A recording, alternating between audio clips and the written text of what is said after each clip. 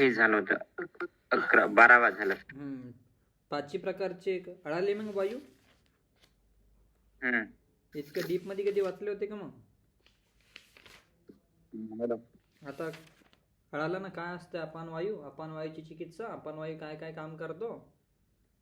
मग confuse नाही व्हायचं. त्या त्या धातूचा त्या त्या स्थानाचं जर दृष्टी असेल म्हणजे पूर्ण पूर्ण बॉडीचं इन्व्हॉल्वमेंट आलीच ना त्यामध्ये का नाही आली सांगा. पूर्ण बॉडीचीच तर आली चिकित्सा त्याच्यामध्ये. 5 प्रकारचे वायू असल्यानंतर काय एखादा असा ऑर्गन सुटलेला काही वाटतं तुम्हाला सांगा. वाटते काही ऑर्गन सुटलेलं ना? हॅलो डॉक्टर आवाज येतोय? नाही. हो आवाज येतोय ना? येतोय. हो. बर चला मग घ्या 12 नंबरचा श्लोक घ्या. चालू द्या. पाच व्याधी संपवण्याच्या दिशेने बघूया. विमार्गताहि युक्ता वा रोगी स्थान कर्मजे शरीरम पीडयन्ते प्राणान आशु हरंतीच. स्वस्थानातून बाहेर जाऊन विपरीत मार्गाने जाणारे आणि विकृत झालेले प्राण, उदान, समान, व्यान आणि अपान हे वायू आपल्या स्वस्थानात आणि कार्यानुसार रोग उत्पत्ती करून शरीराला दुःख निर्माण करतात आणि उग्र रूप धारण करून तात्काळ प्राणहरण करतात. म्हणजे यांचं काय म्हणणं आहे की विकृत झालेले जो वायू आहे आपल्या स्थान कर्माचे म्हणजे स्थान आणि स्थानापासून निघून जातो आणि कर्म पण तो काही करत नाही. म्हणजे ते विकृतीला प्राप्त होतं आणि त्याच्यानुसारच तो काय करतो, शरीराला पीडित करत शीघ्रच प्राणाचे हरण पण करतो किंवा रोगीला तेच मृत्यूचं हरण करून टाकतो. विमार्ग अर्थात विकृत मार्ग में गति करने वाली एवं विकृत गुण वायू के कार्यों का ग्रंथकार आचार्य ने काय. विमार्ग म्हणजे याचा अर्थ काय आहे? विमार्ग म्हणजे विकृत गती करणारी. आता अपानची गती काय आहे कुमरे?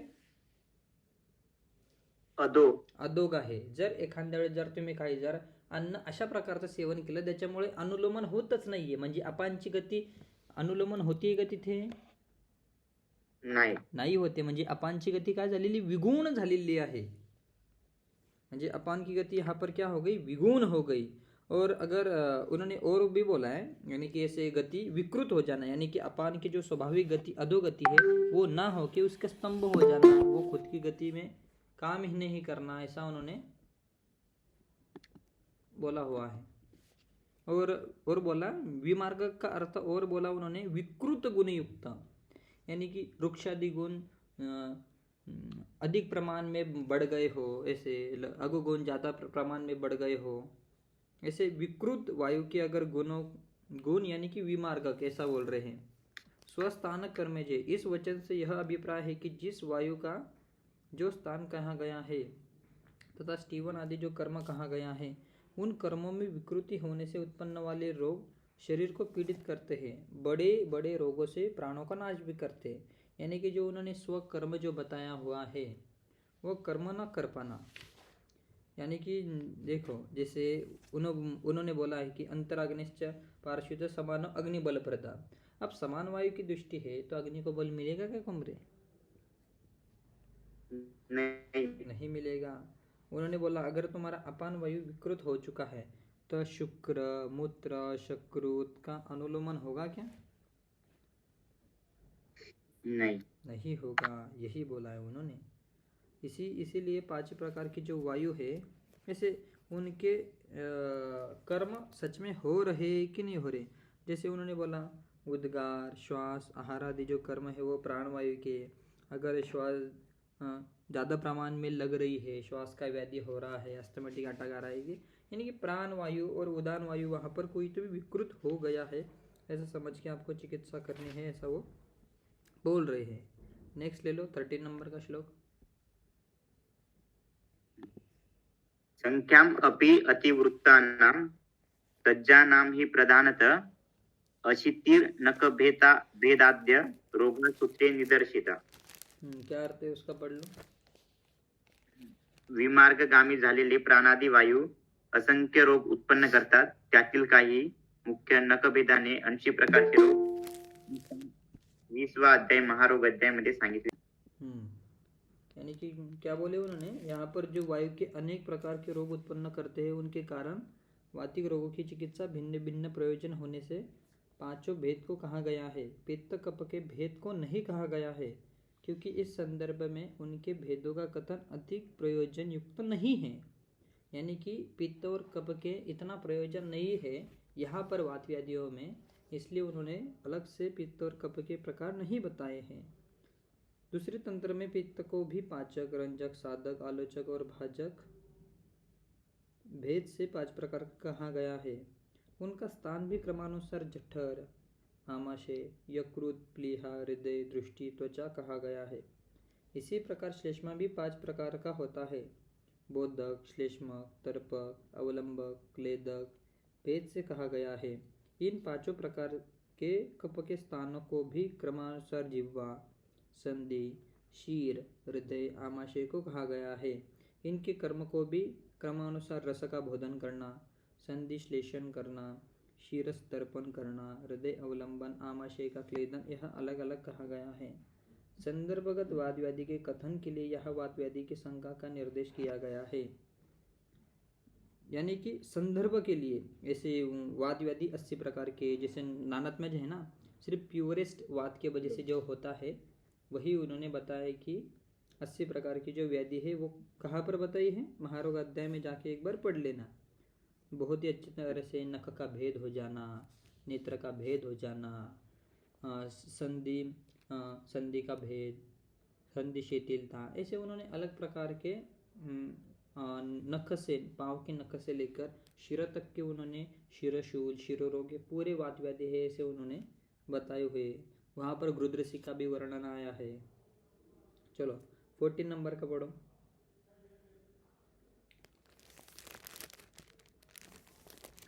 तानि उत्तमानि पर्याये न हेतु उपक्रमाच शृणु केवलं वायुम उद्दिश्य तान भेदा तथा आवृत्तम. प्राण आदी 5 वायू प्रकारांचे स्थान भेदाने केवळ लक्ष ठेवून आणि आवृत्त वायू हे उद्दिष्ट ठेवून म्हटले जाणाऱ्या वात रोगांच्या पर्यायवाचिक शब्दामधून निदान आणि चिकित्सा ऐका. क्या बोल रहे हैं, वात व्याधि का भी विवरण का आरंभ कर रहे हैं। 5 प्रकार की जो वायु है उनकी स्थान भिन्नता से केवल वायु को ही लक्ष्य करके, क्या बोल रहे वो, केवल वायु को ही लक्ष्य करके तथा आवरण करने वाले वायु को लक्ष्य करके, जो आवरण कर रहा है उसको लक्ष्य करके उन वातिक रोग के हेतु यानी कि निदान क्या है, उसकी चिकित्सा क्या है, उनके भिन्न भिन्न नाम से क्या क्या कह रहे वो अभी वो वात व्याधि को तुम सुनो। यहाँ पर टीका में बताएं, उच्च मानानाम अर्थात कहे गए नख भेद आदि स्थूल रूप से कही गई व्याधि व्याधियाँ, पर्याय यानी कि भिन्न भिन्न नामों से 80 प्रकार की जो व्याधि व्याधियाँ निर्देशित की गई हैं, केवल वायु को ही लक्ष्य करके यानी सिर्फ वात को ही, व्यपतु आदि जो लक्षण दिए उनको ही चिकित्सा यानी कि ये करके लक्ष्य में करके यहाँ पर वात व्याधियाँ और आवरण कहा गया है। ठीक है, चलो आगे चलो। 15 नंबर का श्लोक, इसमें एक्सप्लेन करने लगे ऐसा कुछ नहीं है, सीधा सीधा आदेश वाक्य उन्होंने दिया हुआ है। वृक्ष शीत अल्प लघु अन्न व्यवाय अति प्रजागरे विषमाद उपचाराच दोष अश्रु प्रवणाद अति लंघन प्लवन अत्याद्म व्यायाम अतिविचेष्टते धातूनां संक्षयात चिंता शोक रोग अतिकर्षणात दुःखशय्य आसनात क्रोध दिवा स्वप्नात भयादपि वेगसंधारणात आमाद अभिघातात अभोजनात मर्मघातात गज उष्ट्र अश्व शीघ्रयान अपसंता अंसपता नाही अंतसनात देहे श्रोता रिक्तानी पूरयित्वा अनिलो बली करोति विविधान व्याधीन सर्वांग एकांग आश्रित संश्रितान. ठीक है, अब उनका हिंदी में भी ठीक है, जाने दो, मैं ही एक्सप्लेन करता हूँ उसका कि वात प्रकोप के उन्होंने कारण बताए हैं। वात प्रकोप के क्या क्या कारण हो सकते हैं, वात प्रकोप के कारण से क्या जानते हो तो वात के गुण बढ़ाने वाले ऐसे हेतुओं का वर्णन बढ़ाने और करने। कम करने, क्या? बढ़ाने अथवा कम कर, दोनों भी ले सकते हैं ना, बढ़ाने या कम करने वाले प्रकोप बोल रहे थे। हाँ हाँ हाँ, बढ़ाने या कम करने वाले ऐसे हेतु जो बताए, यानी कि जो कम करने वाले जो है, यानी कि अति अति प्रमाण में संतर्पण हो जाएगा तो वातशय के लक्षण मिल जाएंगे। ज़्यादा वात के तुम गुणों का सेवन कर लोगे तो क्या हो जाएगा, वात का प्रकोप हो जाएगा, यानी कि वात की वृद्धि हो जाएगी। इसलिए उन्होंने हर दोष की वृद्धि और क्षय ऐसे अलग अलग तरह से बताई है। पहला हेतु क्या बोल रहे वो, वृक्ष। और सबसे मेन इम्पॉर्टेंट है गुल्म चिकित्सा के भी तुम अंदर देखोगे तो बोलते हैं कि गुल्म में भी वृक्षता ही होती है, यानी कि पूरे महास्त्रोतस के अंदर की वृक्षता हो जाती है, उसी वजह से गुल्म हो जाता है। गुल्म भी एक प्रकार की व्याधि ही है। इन्होंने बोला कि सबसे ज़्यादा वात को प्रकोप करने वाला वृक्ष गुण ही होता है। अब तुम बोलोगे वृक्ष गुण यानी कि भाई मैं कुछ वृक्षता वृक्ष अन्न खा रहा हूँ उसी वजह से क्या होगा का मुझे। वृक्ष गुण का मतलब ऐसा भी है कि तुम कर्म ऐसे कर रहे हो जिससे वृक्षता आ रही है, यानी कोई भी तुम अति कोई भी कार्य कर रहे हो, जैसे अति यान करना, अति अति ट्रैवलिंग करना, अति काम करना, 5-5 10-10 किलोमीटर तक सिर्फ चलते जाना, ऐसे कुछ कर्म भी आप अति प्रमाण में सोचना उससे भी रुक्षता आ जाती है। ऐसे डिफरेंट टाइप्स ऑफ कर्म करना, डिफरेंट टाइप्स ऑफ आहार, इससे क्या हो जाती है जब रुक्षता आ जाती है। जैसे बहुत सारे लोग उपवास करते हैं, भगवान के नाम पर उपवास करते हैं, ऐसे लंघन करते हैं, दीर्घ काल तक वो लंघन 8-8 दिन के उपवास करते हैं, ऐसे लंघन करते, कोई टाइम पे खाना ही नहीं खाता, ऐसे विषम भोजन करते हैं, तो उससे भी शरीर के अंदर रुक्षता बढ़ के वात व्याधि होने की चांसेस रहते हैं। वृक्ष के बाद उन्होंने बोला भाई शीत गुण सबसे बेस्ट होता है वात को प्रकोप करने के लिए। वृक्ष और शीत, वृक्ष शीत मिलने के बाद वात का प्रकोप हो जाता है। ये श्लोक मैंने पढ़ा था ना अष्टांग हृदय में, कि वृक्ष शीत गुण, वृक्ष उष्ण गुण क्या क्या करता है, वात का संचय कौन करता है, प्रकोप कौन करता है, पता है क्या कुमरे? हाँ हाँ डॉक्टर, हम्म। उष्णेन युक्त वृक्षाद्या वायो कुर्वन्ति संचयम्, शीतेन कुपम् उष्णेन शमं स्निग्ध आदयो गुणा, शीतेन युक्त बस बस बस, क्या है यार, तो इसका ही पढ़ो, वात का ही पढ़ो, वो पित्त में जा रहे हो तो। युक्त वायु वायु के वृक्षादि गुण से वात का संचय होता है, और शीत गुण से वात का प्रकोप होता है, स्निग्धादि गुण से वात का शमन होता है। मैंने क्या है उन्होंने बोला है, अगर उष्ण और वृक्ष ऐसे गुण अगर एक साथ आते हैं, उष्णेन युक्त वृक्षाद्या, अगर उष्ण गुण के साथ अगर वृक्ष गुण अगर आ जाता है तो क्या होता है, वायु का संचय। क्योंकि उष्ण जो गुण है वो भी अपने आप में एक वृक्षता है कि नहीं, अग्नि वृक्ष है कि नहीं है, वो भी अपने आप में वृक्ष है, इसलिए वायु का क्या हो जाएगा, सिर्फ संचय होगा वहाँ पर उष्ण और वृक्ष गुण के कारण। क्योंकि उष्ण गुण थोड़ा तो वात के शीत गुण को अपोज तो करेगा थोड़ा थोड़ा, पर वृक्ष है, अग्नि भी वृक्ष है, उसी कारण भाई संचय होगा सिर्फ। पर जब वृक्ष गुण जब शीत गुण को मिल जाता है तब क्या होगा, प्रकोप हो जाएगा वायु का। क्योंकि दोनों गुण क्या करेंगे, दो गुण से वायु का प्रकोप करेंगे। शीत यानी कि वायु भी वृक्ष है, वायु भी शीत है, इसी वजह से। और जब शीत भी रुकते गुण की है ना डॉक्टर? क्या क्या? शीत भी रुकते गुण की है ना वैसे? हाँ वैसे कह सकते हैं अपन, पर वो मैक्सिममली शीत गुण जो आप महाभूत का होता है कि नहीं, वो स्निग्ध होता है, पर वो वात का शीत गुण अलग टाइप का होता है और कप का शीत गुण अलग टाइप का होता है, समझ गए? वात का शीत गुण अलग टाइप से, इमेजिन करो ना, जब शीतल ये लो ठंडी हवाएं देखो और ठंडा पानी देखो, उसमें कुछ तो फर्क आता है तुम्हें, उसकी शीतलता में कुछ तो फर्क महसूस होता है कि नहीं होता है? वैसे ही तुम जानो कि भाई वात का शीत गुण और कप का शीत गुण, और जब ये उष्ण गुण स्निग्ध गुण से मिल जाता है तो क्या होगा, क्या होगा वात का? अरे उष्ण और स्निग्ध, डॉक्टर पित्त बढ़ेगा। अरे पित्त बढ़ाना ही नहीं है, उन्होंने क्या बोला है, उष्ण स्निग्ध शमम याति, उष्ण और स्निग्ध गुण से वात का शमन नहीं होगा क्या?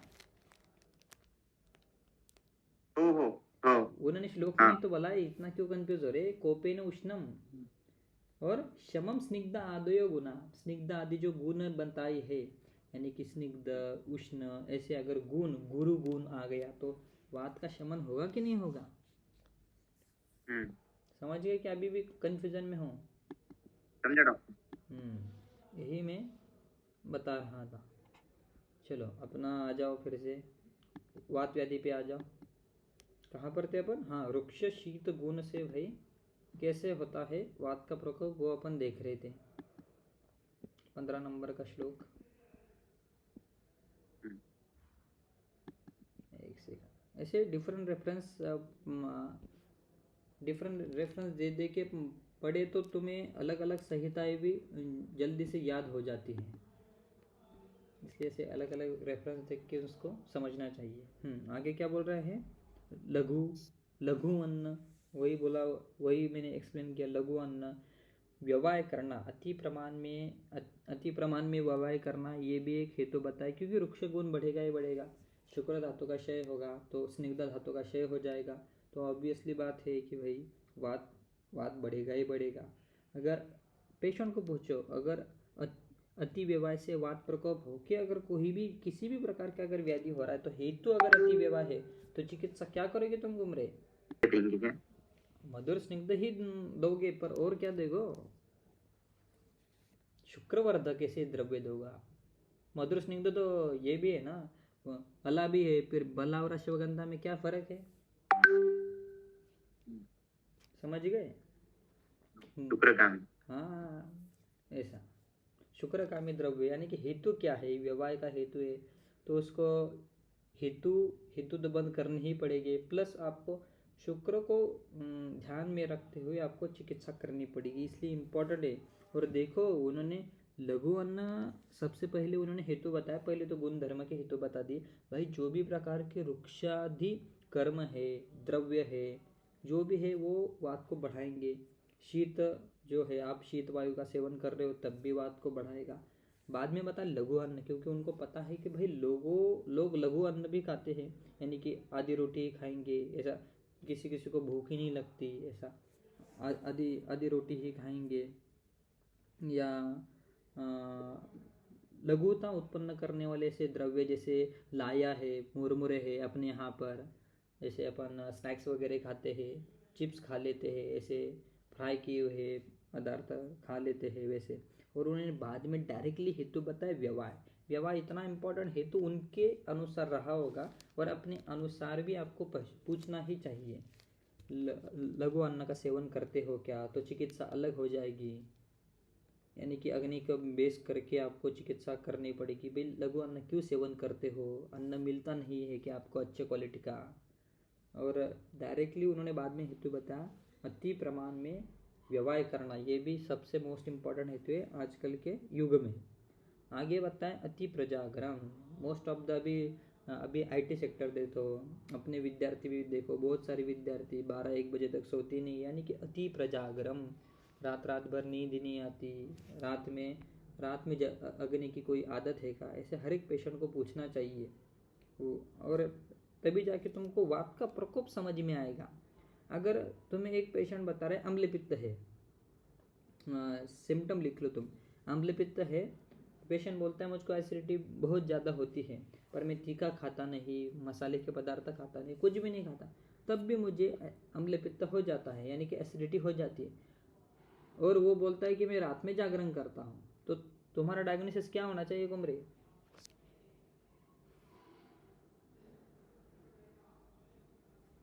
हेलो, ये तुम्हारा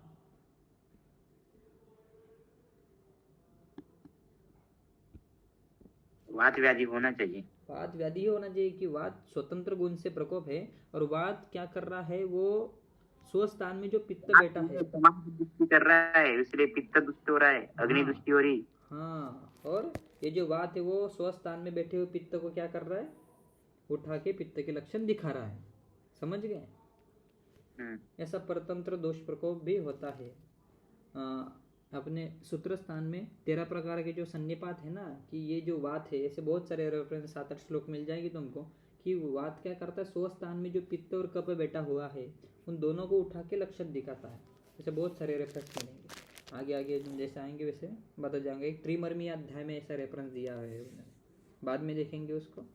चलो, यानी कि अति प्रजागरण, ये हेतु हर एक पेशेंट से पूछना चाहिए।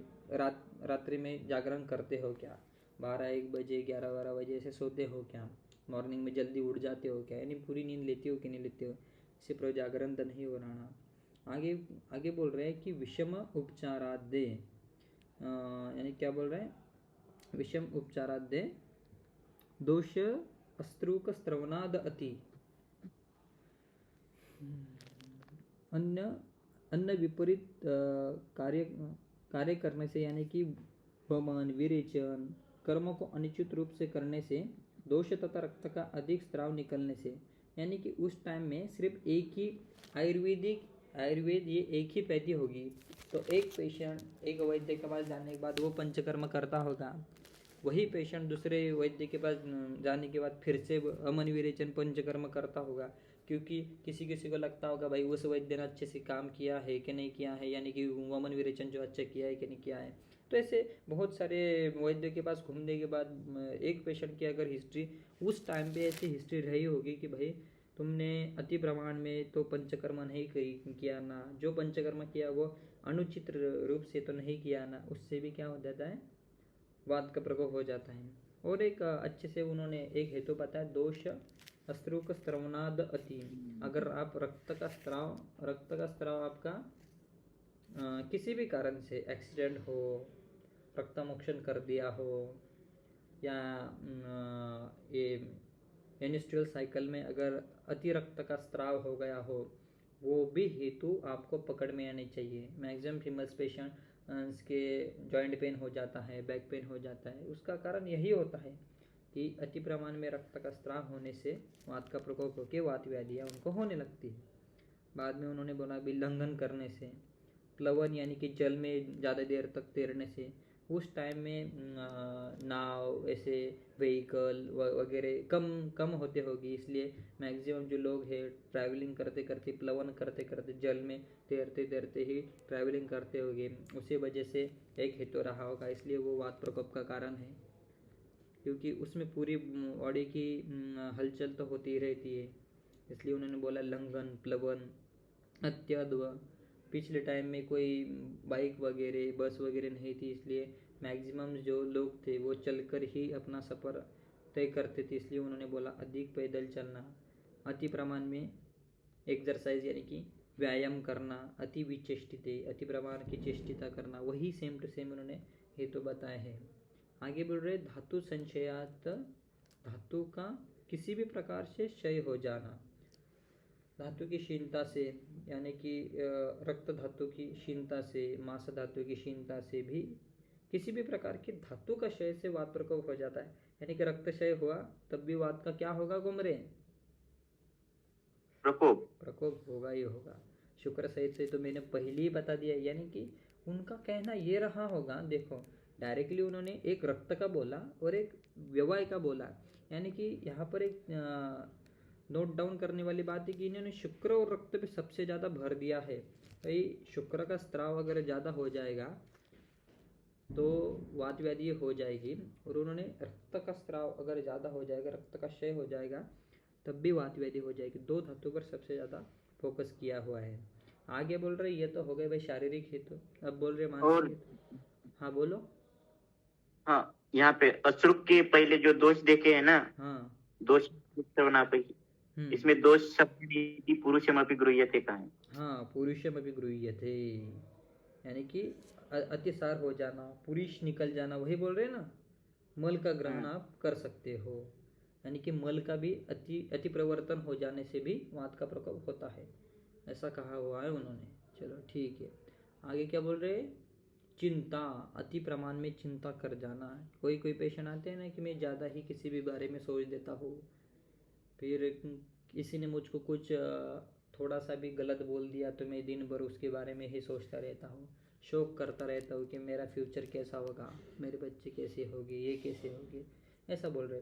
रोग और रोग के अतिकर्षण से, यानी कि दीर्घकाल तक अगर ज्वर रहा हुआ है तो ऐसे रोग के कर्षण से, दीर्घकाल तक गुल्म रहा हुआ है ऐसे रोग के कर्षण से भी वात का प्रकोप हो जाता है, ऐसे कहा है उन्होंने और कहा है कि दुख शैया आसनातापि, यानी कि तुम अच्छे से सुखपूर्वक जो शैया है उस पर नहीं बैठोगे, दुख शैया बैठोगे तो तुम्हारे मांस धातु का क्या हो जाएगा, उधर मांस धातु का कर्षण हो जाएगा। हेलो, स्पीकर ऑन करो, स्पीकर। हाँ, उन्होंने बोला फिर दुख शैया आसनातापि, यानी कि वो बोल रहे कि बैठने का जो तुम्हारा आसन है वो भी कैसा सुखपूर्वक होना चाहिए, नहीं तो क्या हो जाएगा, वात का प्रकोप हो जाएगा।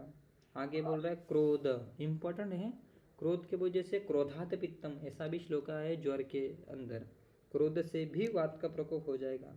ज़्यादा क्रोध करोगे तो वात और पित्त का दोनों का प्रकोप हो जाएगा, ऐसा आप सोच सकते हो।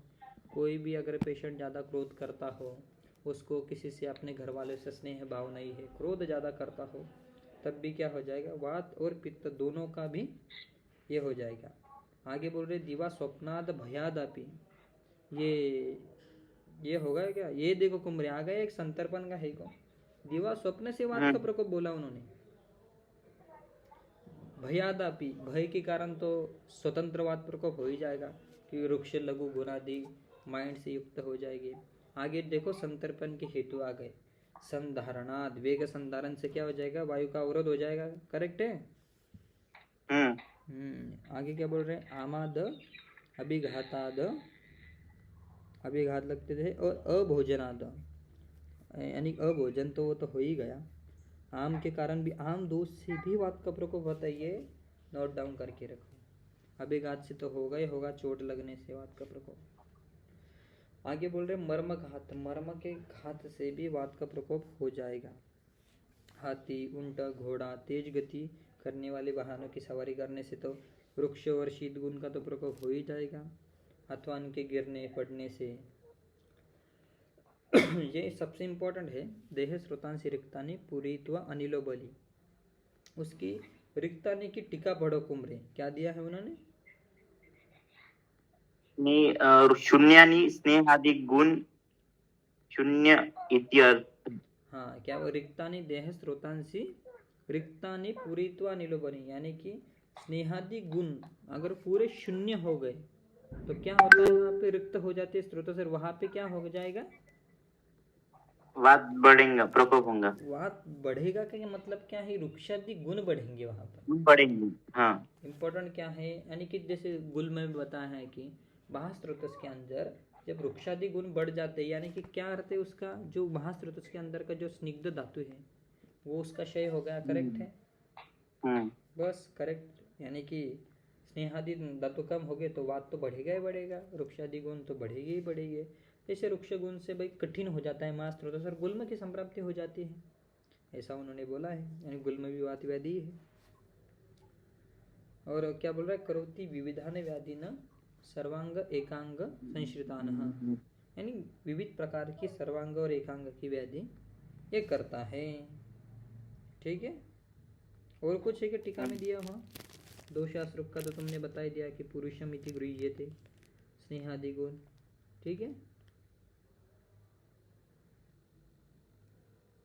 और तो कुछ नहीं, पढ़ो 19 नंबर का भी श्लोक पढ़ लो।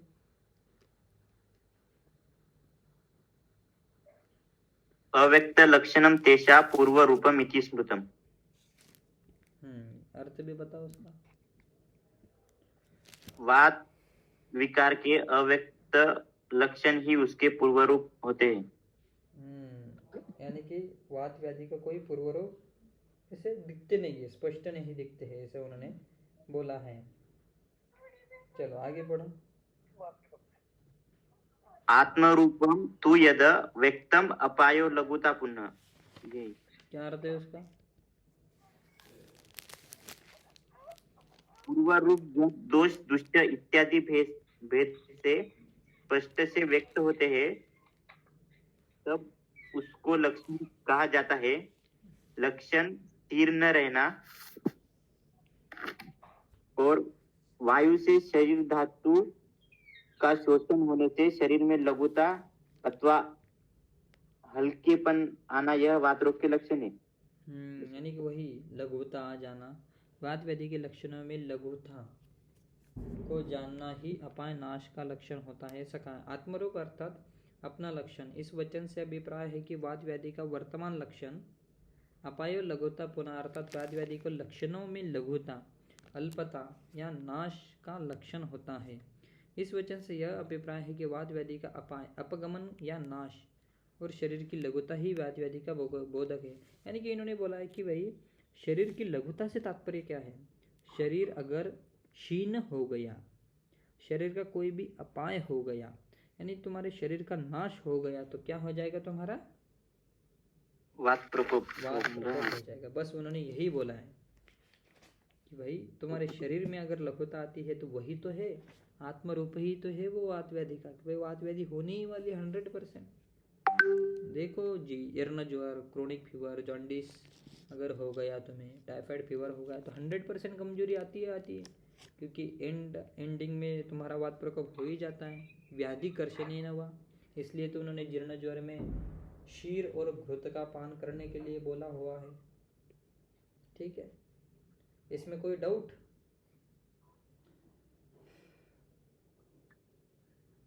हेलो, हाँ डॉक्टर, इसमें कोई डाउट नहीं ना? हे डॉक्टर, हाँ बताओ। वो या ठिकाणी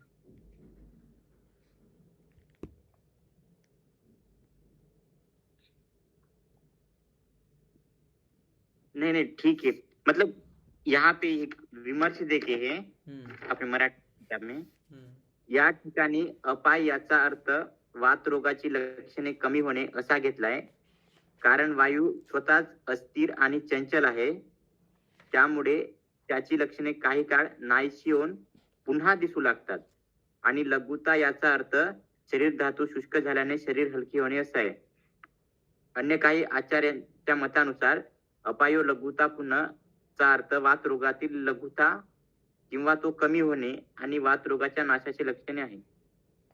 हाँ, अब क्या बोल रहा है वो? वात व्याधि का लक्षण, यानी कि वात के जो गुणधर्म है। अब वात का काम क्या है? तुम्हारे हाथ को हिलाना काम है, पैर को हलाना काम है। वात व्याधि में, संदिग्ध वात में प्रसारण आकुंचन सशूल हो रहा है, तो इसमें क्या रहोगे तुम? वात प्राकृत है कि फिर इसमें वात के गुणों का कहीं ना कहीं तो भी क्षय या वृद्धि हो चुकी है कि नहीं हो चुकी है? बस यही ध्यान में रखो और उसको भाई वात क्या, वात के जो लक्षण होते हैं, वात के जो लक्षणों में लघुता, यानी कि वात के लक्षण क्या है? वाक प्रवृत्ति करना। अब वाक प्रवृत्ति में अगर लघुता आ गई, वाक प्रवृत्ति हो ही नहीं रही, तो तुम उसको वात व्याधि नहीं मानोगे? नहीं मानोगे क्या? नहीं समझा डॉक्टर, एक बार बोलो। यानी कि वात के काम क्या है? वाक प्रवृत्ति करना, ऐसा तुम इमेजिन करो। अब वाक प्रवृत्ति हो ही नहीं रही, इसका मतलब क्या है? वात दुष्टि है। बस खत्म बात, यही वात व्याधि है। चलो आगे चलो, 20 नंबर का श्लोक पढ़ो। ये भी पीजी में पूछ लेते, पर ये लघुता, हाँ, अव्यक्तम अपाय लघुता पुनः, एक किसके आत्मरूप है भाई साहब बताओ? एक तृष्णा में भी ऐसा डीडी है, लाघव अपाय कुछ तो भी दिया हुआ है, डीडी करके तृष्णा लिख देना, बाद में देख लेना। चलो ये मोस्ट इम्पोर्टेंट है, 20 से 24 तक पढ़ो उसको। लक्षण, प्रकुपित वात के लक्षण। संकोच पर्वना स्तंभो भेदो अस्तानां पर्वनाम अपि लोमहर्ष प्रलापश्च पानी पृष्ठ शिरोग्रह खांज पांगुल्य कुब्जत्वम शोषो अंगानाम अनिद्रता गर्भ शुक्र रजोनाश स्पंदनम गात्र सुप्तता शिरोनासा अक्षिजत्रूणाम ग्रीवायांशपि हुंडनम भेदस्तोद अर्तिर आक्षेपो मोहश्च आयास एवच एवं विधानी रूपानी करितो कुपितो अनिला। क्या बोल रहा है वो? हेतु स्थान विशेषतः भरेद रोग विशेषतम। अब वो कुपित प्रकुपित हुए वात के लक्षण बता रहा है कि जो वात है ये अगर संधियों में जाएगा, पर्वों में जाएगा तो क्या करेगा? रुक्ष और शीत गुण के कारण क्या करेगा कुमरे? संकोच करेगा और स्तंभ करेगा। संकोच और स्तंभ करेगा। भेद भी कर सकता है, यानी कि देखो तुम्हारे मसल्स के अंदर अगर रुक्षता इतनी बढ़ गई तो उसका संधान कार्य होगा क्या? नहीं। वो तो फट जाएगा ना, भेद हो जाएगा ना उसका। भेद आगे क्या बोल रहे? अस्थानाम, अगर तुम्हारी वो अस्थि में अति प्रमाण में रुक्ष गुण हो गया तो ऑस्टियोपोरोसिस होगी कि नहीं होगी?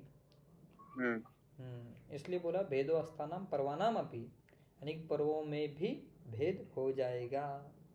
आगे बोल रहा है भाई वात का ज़्यादा अगर प्रकोप होगा, शीत गुण का ज़्यादा प्रकोप होगा तो लोमहर्ष हो जाएगा। प्रलाप, अगर मानसिक तौर पर अगर तुम्हारा वात बढ़ गया, यानी कि अगर ज़्यादा प्रमाण में तुम अगर शोक करने लगे, चिंता करने लगे तो प्रलाप हो ही जाएगा। प्रलाप यानी कि असबद्ध, यानी कि जो कहना नहीं है वो भी कह डालना, ऐसा असबद्ध वाचा कर देना, ऐसा बोला उन्होंने। पानी पृष्ठ शिरोग्रह, यानी कि हाथ पीठ और शीर का क्या हो जाना? ग्रह हो जाना। ये प्रकृतिवाद के लक्षण बताए, यानी कि तुम फोकस करो रुक्ष और शीत गुण के कारण। तुम्हारे हाथों में रुक्ष शीत गुण बढ़ गया तो ग्रह नहीं होगा तुम्हारा, अकड़ जाएंगी तुम्हारी संधियां, पूरा हाथ अकड़ जाएगा। पीठ में भी पीठ भी अकड़ जाएगी, शिरोग्रह। आगे बोल रहे खंज पांगुल्य, तुम्हारे पैर के अंदर अगर ये रुक्ष और शीत और लघु गुण अगर बढ़ गया तो पैरों में ताकत रहेगी कुमरे? नहीं डॉक्टर, पैरों में ताकत नहीं रहेगी तो क्या हो जाएगा? खंज पांगुल्य कुब्जत्वम। अब तुम्हारी पीठ में ये नहीं है, ताकत ही नहीं है, दुर्बलता आ गई है रुक्ष लघु शीत गुण के कारण। इतनी दुर्बलता आएगी तुम कुब्ज तो हो ही जाओगे, क्योंकि तुम्हें तुम्हारा बॉडी का जो भार है वही वही वही अगर मेंटेन नहीं करता है, वही अगर आपको संभालते नहीं आया तो कुब्जता आ ही जाएगी। शोष हो ही जाएगा। इंपॉर्टेंट है, जहाँ पर भी शोष दिखे समझ लो कि भाई यहाँ पर वात प्रकोपी हो चुका हुआ है। शोषो अंगानाम, पूरे अंग में शोष है। अनिद्रता, नींद नहीं आ रही, यानी कि तुम ज़्यादा चिंता कर रहे हो, शोक कर रहे हो, उससे वात प्रकोप हो गया। अनिद्रता ऐसे लक्षण दिख जाते हैं। इम्पॉर्टेंट है गर्भ शुक्र रजोनाशम। अब गर्भ को, तुम्हारे गर्भाशय के अंदर गर्भ को रहने के लिए क्या होने चाहिए? स्निग्धादि गुण होने चाहिए। अगर वृक्षादि गुण अगर हो गए तो गर्भ का नाश तो हो ही जाएगा, यानी कि एबॉर्शन हो ही जाएगा। इसलिए जिस पेशेंट को भी एबॉर्शन होते हैं भाई उसको पहले बस्ती चिकित्सा करो, 1-2 महीने तक बस्ती चिकित्सा करो, देखो ऑपरेशन होगा ही नहीं होगा। इसलिए उन्होंने बोला है कि भाई प्रेगनेंसी या कंसीव करने से पहले तुम पूरा पंचकर्म कर लो, यानी वात पित्त कफ तीनों कंट्रोल में होने चाहिए तुम्हारे। इमेजिन करो कि एक पेशेंट है, एक फीमेल पेशेंट है, वो ऐसे शोक करती है, चिंता करती है और उसने कंसीव कर लिया तो उसका एबॉर्शन हो ही जाएगा। इसलिए उन्होंने बोला है भाई ऐसे को चिंता शोक भय आदि से हेतु से निवृत्त करो, बाद में बस्तियाँ दो तो उसका एबॉर्शन नहीं होगा, यानी गर्भ का नाश नहीं होगा। सेम टू सेम वही बोला है कि शुक्र का नाश करने वाला भी कौन होता है? वात ही होता है। रज का नाश करने वाला भी वात ही होता है। अगर शुक्र के अंदर तुम्हारे वृक्ष लघु गुण बढ़ गए तो शुक्र बनेगा ही नहीं, इसलिए तुम्हें चिकित्सा उसकी ही करनी, शुक्र बढ़ाने वाली। रज का नाश भी उन्होंने बोला है कि वात ही वृक्षादि गुणों के कारण रज का नाश करेगा। स्पंदनम गात्र सुप्तता, वात बढ़ने के बाद में स्पंदने ज़्यादा लगेंगी। वात का चल गुण अगर ज़्यादा बढ़ गया तो स्पंदन लगेगी आपको, गात्र में सुप्तता हो जाएगी। आगे बोला है शिरो नासा अक्षि जत्रुनाम ग्रीवाच्यपि हुंडनम। हुंडनम का क्या अर्थ है? टीका में कुछ दिया है क्या? हाँ, उन्होंने बोला है शिरो शंख ललाट भेदच्च शिरो हुंडनम। शीर का हुंडन हो जाना यानी कि क्या? शंख ललाट का भेद हो जाना। नासा हुंडनम यानी घ्राण का नाश हो जाना। अक्षी हुंडनम यानी कि अक्षी का उदास हो जाना, व्यूदास हो जाना, यानी कि जो ये होता है एक्सोपथैलेमस एंडोपथैलेमस जो हो जाता है, जिसमें नेत्र का जो है, नेत्र का एंटीरियर पोस्टीरियर डायमीटर बढ़ जाता है, वो बोला है। ट्रांसफर डायमीटर बढ़ जाए तो वो होता है अक्षीय विदास, वो भी व्यात व्याधि के अंडर ही आता है। ग्रीवा का भी, ग्रीवा हुंडनम यानी कि ग्रीवा का स्तंभ हो जाना। जत्रु हुंडनम यानी कि वक्ष का उपरोध हो जाना, वक्ष के अंदर वेदना हो जाना, वक्ष की स्तब्धता हो जाना। ऐसे हुंडनम का अर्थ उन्होंने अलग अलग टाइप से अलग अलग जगह पे दिया हुआ है। आगे बोल रहे भेद तोद अर्थी आक्षेप मोहच आयास एवच, यानी कि भेद जैसी पीड़ा हो जाना, यानी कि वृक्ष गुण अगर ज़्यादा ही बढ़ गया तो भेद हो जाएगा, वृक्ष गुण थोड़े अल्प प्रमाण में बढ़ जाए तो तोद हो जाएगा। अर्थी यानी कि वही शूल हो जाएगा कि भाई वृक्ष और शीत गुण बढ़ने से ये हो जाएगा। आक्षेप, आक्षेप हो जाना, जो अपस्मार में आक्षेप आते हैं वो ऐसा। मोह हो जाना यानी कि कुछ भी आपके विचारों में मोह हो जाना, क्या करूँ क्या नहीं करूँ, ऐसा मोह हो जाते आप। आयास यानी कि श्वास लगना, परिश्रम न करने पर भी थकावट की अनुभूति लगती है उनको, ऐसा उन्होंने बोला। एवं विविधानि रूपानि करोति कुपितो नीलम हेतु स्थान विशेषात भविद रोग विशेषात, इन कारणों तथा स्थानों की भिन्नता से वायु भिन्न भिन्न रोग को उत्पन्न करने वाला, यानी कि लक्षण वही, यानी कि जो हेतु होते हैं, हेतु वही होते हैं, बस स्थान विशेष के वजह से, यानी कि हेतु के और स्थान के विशेष से, यानी कि अति व्यवहार अगर हेतु है तो शुक्रक्षय हो जाएगा, ऐसा उन्होंने बोला है कि हेतु और स्थान के विशेष से अनेक प्रकार के रोग वात व्याधियों में होते हैं, ऐसा उन्होंने बोला है। ठीक है, इसमें कुछ ये